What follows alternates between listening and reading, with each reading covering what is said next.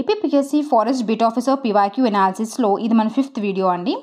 And నేను last వీడియోలో different spheres of earth గురించి డిస్కస్ చేశాను.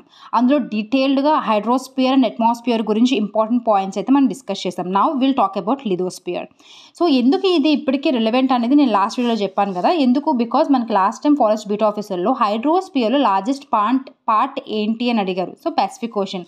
అట్లనే రీసెంట్గా జరిగిన ఫారెస్ట్ రేంజ్ ఆఫీసర్ మెయిన్స్లో కూడా లిథోస్పియర్లో ఉన్న కోర్ గురించి క్వశ్చన్స్ పడ్డాయి. Like outer core is made up of, inner core is made up of అని చాలా సింపుల్ క్వశ్చన్స్ అయితే అడిగారు.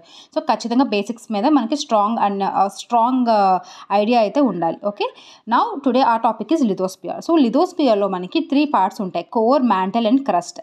కోర్ అనేది 2 టైప్స్ ఉంటుంది, like outer core and inner core. Outer core is in liquid condition, ఖచ్చితంగా గుర్తుపెట్టుకోండి. It's very simple but will confuse. Okay, inner core is solid in nature.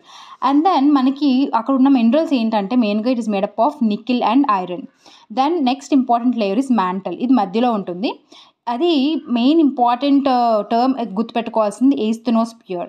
ఇక్కడ ఏంటంటే మనకి వోల్కనోస్ నుంచి బయటకు లావా వస్తుంది కదా, అది ఎక్కడి నుంచి వస్తుందంటే ఇక్కడ మాల్టన్ స్టేజ్లో ఉన్న మాగ్మా అన్నది బయటకు మనకి లావా కింద వస్తుంది అనమాట. So asthenosphere is very important. Even for plate టెక్టానిక్స్లో కూడా ఈస్థెనోస్పియర్ యొక్క ఇంపార్టెన్స్ అనేది మనకి ఖచ్చితంగా. సో దీని మీద అడిగే క్వశ్చన్ ఎలా ఉంటుందంటే asthenosphere is upper mantle. Okay, upper మ్యాంటల్ని మనం ఈస్థెనోస్పియర్ అని అంటాం. దెన్ క్రస్ట్ ఏంటంటే most thinnest part of the lithosphere అంటే ఏంటి? మొత్తం అంతా సాలిడ్ స్టేట్ అనమాట. సాలిడ్ స్టేట్లో ఉన్న వాటిని మనం లిథోస్పియర్ అని అంటాం. Okay, landforms, particularly the landforms are nothing but lithosphere. So it's the most thinnest part. And abundant element ఏంటి అంటే మనకి క్రస్ట్లో ఆక్సిజన్, వెరాజ్ మినరల్ అయితే ఫెల్స్పేర్. అండ్ దీంట్లో 2 టైప్స్ ఉంటుంది: continental crust and oceanic crust. Continental crust is made up of silicon and aluminium, whereas oceanic crust is made up of silicon and manganese.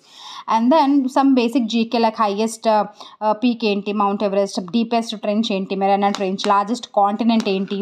Asia. Smallest continent అయితే Australia. So these are some basic GK అనమాట. So with this topic we covered all the three spheres of earth.